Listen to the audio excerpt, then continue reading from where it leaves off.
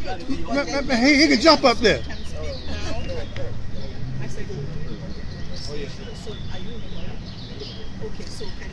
Okay, this is my council member, Jumaane Williams, and I am so happy he was able to come because it's budget negotiations time, and he's in a rush, so if you don't mind, he can speak. Sorry, I don't know what's here. Can you pull the other one? No, the bigger placard, the bigger one in the back, behind you. Yeah. I'm glad that we're at this rally today. I'm glad that I'm able to be here. I just feel like I know that they're African girls, but they're just as important as anybody else in the world.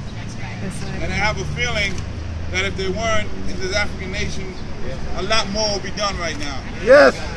And that's a funny feeling that I get every time there's something going on with people with melanin in their skin.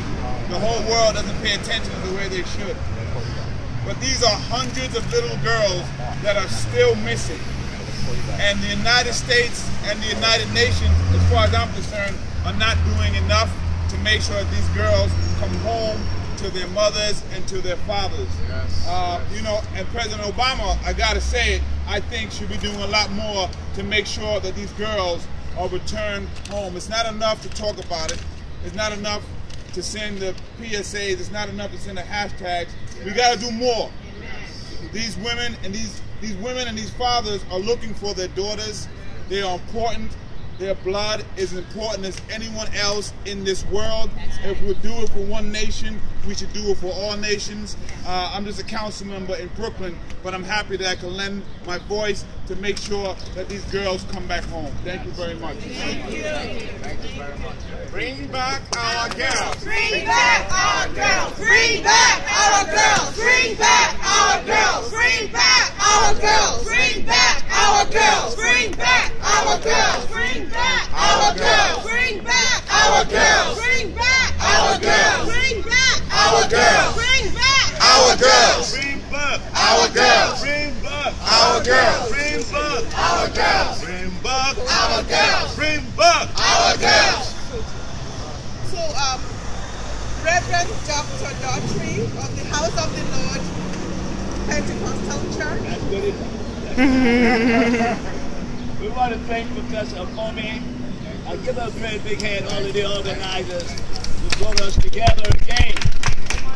And we want to thank Bishop Comey and Reverend Anthony and Brother Lewis. Of course, all of them will say what they have to say themselves, but it's just an honor to be in their presence.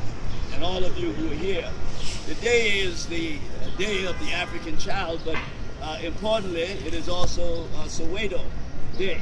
I think it's the 38th anniversary of Soweto uprising. I was just in South Africa for Nelson Mandela's funeral and burial, and we visited Hector Peters Memorial, where, as you remember, the uprising and their refusal to adopt the Afrikaans language. So we here on behalf of the African child, surely, but we here on behalf of all of the children. I am with the councilman. No, you young people may not be able to get up. It takes us 84-year-olds to get down, get up. Okay. Yeah, but I'm with the councilman, Jumaane, who expresses confusion and frustration.